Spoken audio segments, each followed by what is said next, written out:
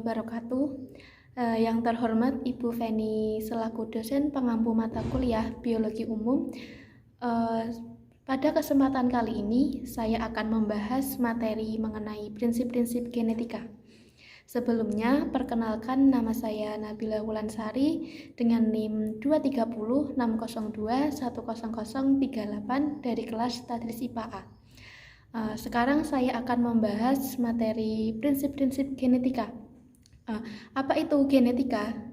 Genetika berasal dari bahasa Yunani, yaitu geno yang memiliki arti melahirkan. Ilmu ini mempelajari berbagai aspek yang menyangkut pewarisan sifat dan variasi sifat pada organisme maupun suborganisme seperti virus dan prion. Ada pula yang mengatakan genetika adalah ilmu tentang gen, keturunan hewan, tumbuhan, maupun manusia. Masing-masing akan mirip dengan induknya dari generasi ke generasi berikutnya. Misalkan kucing akan melahirkan anak kucing, pohon mangga akan menghasilkan mangga, dan manusia akan melahirkan anak manusia. Dalam perspektif sejarah, ilmu genetika berkembang sebagai ilmu pengetahuan setelah melalui beberapa tahapan dan juga penemuan.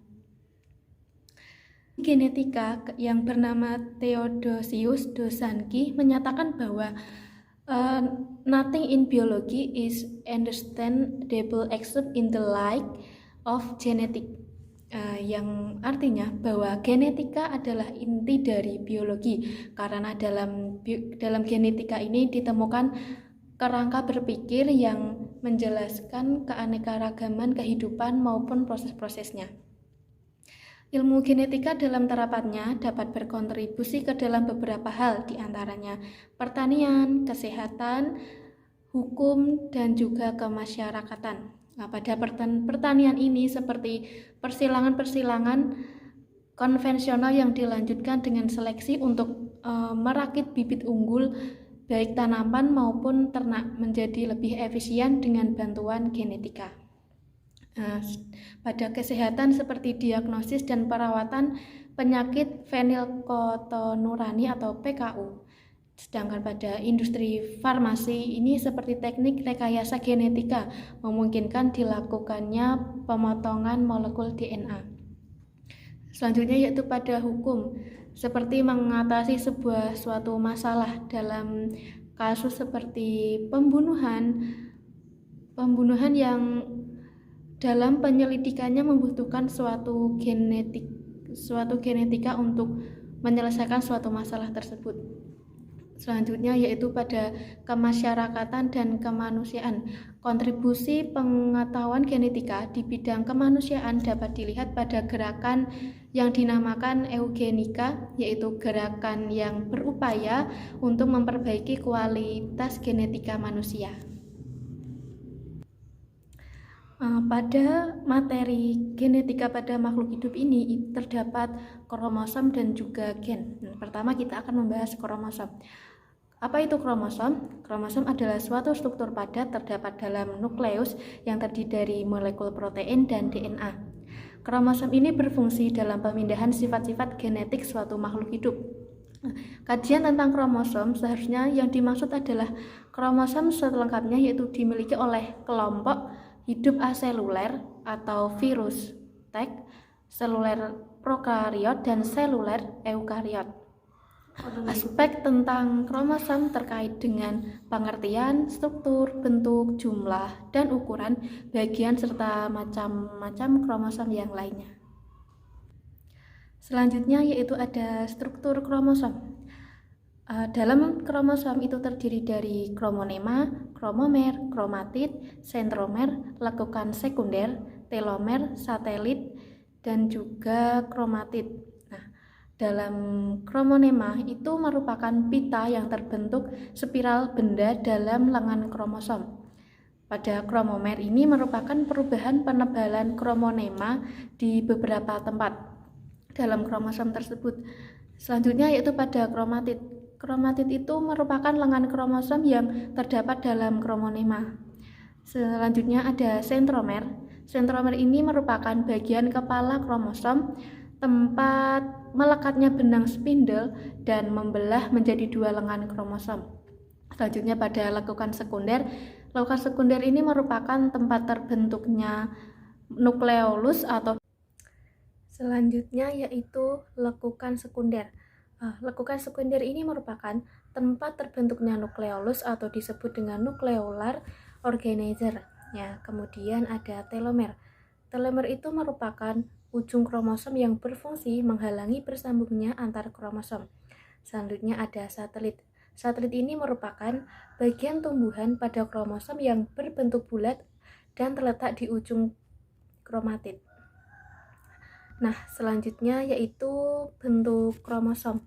Secara morfologi, kromosom memiliki beberapa bentuk atau tipe berdasarkan letak sentromernya atau panjang lengan kromosom, sehingga dapat dibedakan menjadi 4, yaitu ada metasentrik, submetasentrik, akrosentrik, dan juga ada telosentrik.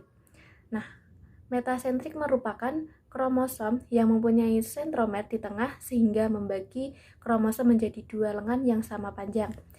Selanjutnya ada submetasentrik.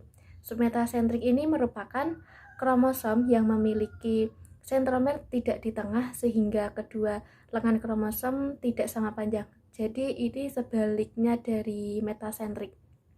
Selanjutnya ada akrosentrik. Akrosentrik ini merupakan kromosom yang memiliki sentromer tidak di tengah, tetapi sentromer lebih dekat ke salah satu ujung kromosom, sehingga satu lengan sangat pendek dibandingkan lengan kromosom yang lain. Selanjutnya ada telosentrik. Telosentrik ini merupakan kromosom yang sentromernya terletak pada salah satu kromosomnya. Materi selanjutnya yaitu ada jumlah kromosom. Nah, organisme bersel banyak mempunyai dua jenis kelompok, yaitu sel somatis atau sel tubuh dan juga sel gamet atau sel kelamin.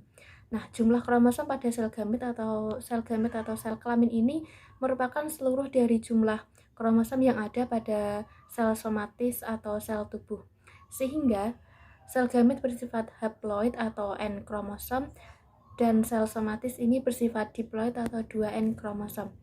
Nah, berdasarkan jenis selnya, kromosom ini dibedakan menjadi dua tipe, yaitu autosom dan juga gonosom. Nah, apa itu autosom dan juga gonosom?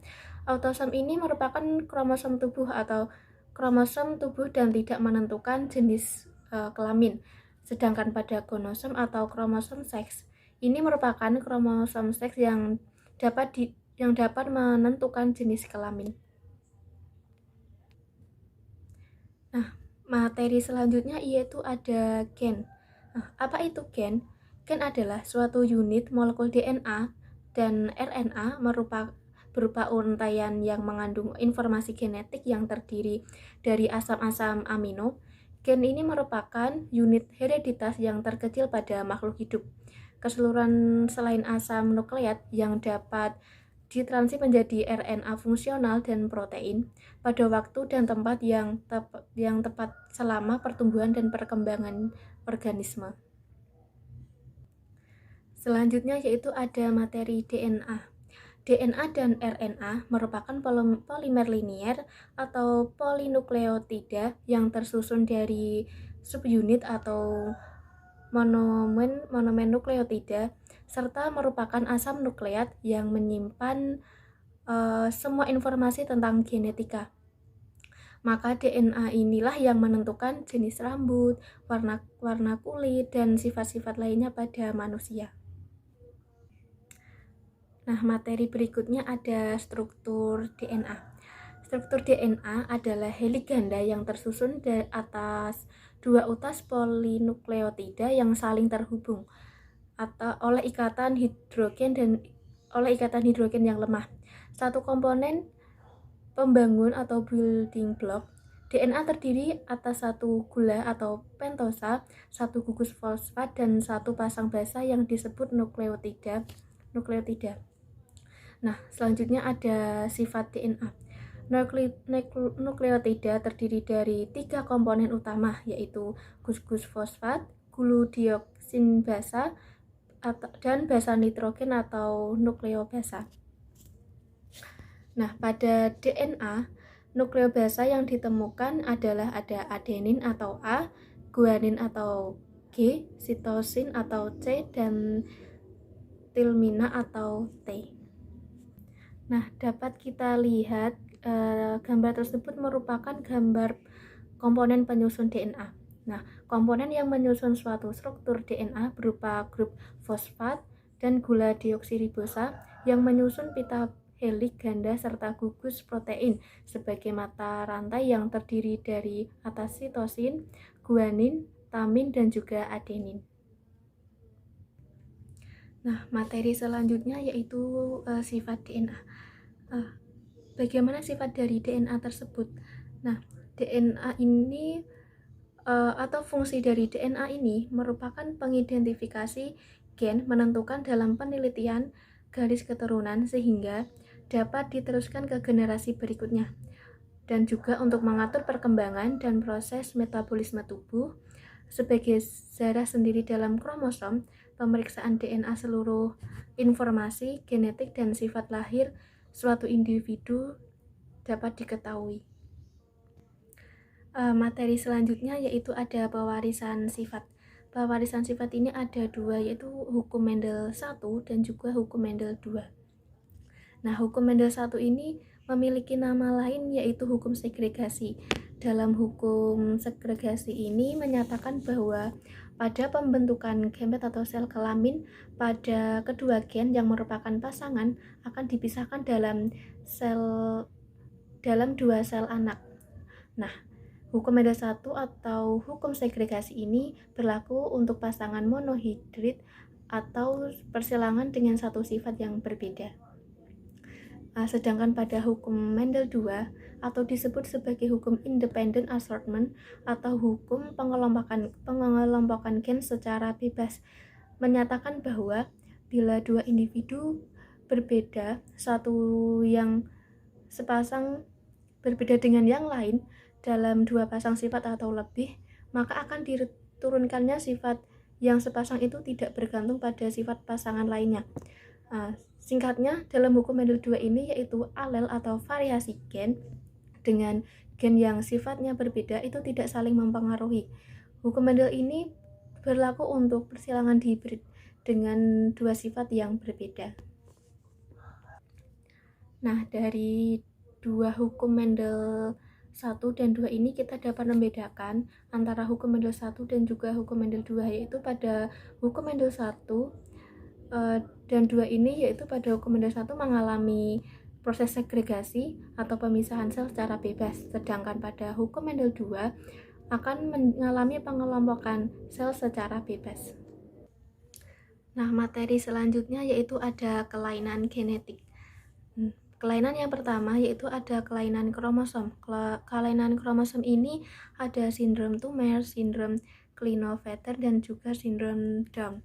Selanjutnya ada kelainan Mendelisme. Di sini ada fenilketonuria, ada albisme oculocutaneous, dan juga ada penyakit multifaktorial. Yang ketiga ada kelainan multifaktorial, dan keempat ada kelainan genetik somatik, dan yang terakhir ada kelainan mitokondria. Sekian materi yang saya sampaikan, semoga bermanfaat bagi kita semua. Apabila ada kesalahan saya mohon maaf. Terima kasih. Wassalamualaikum warahmatullahi wabarakatuh.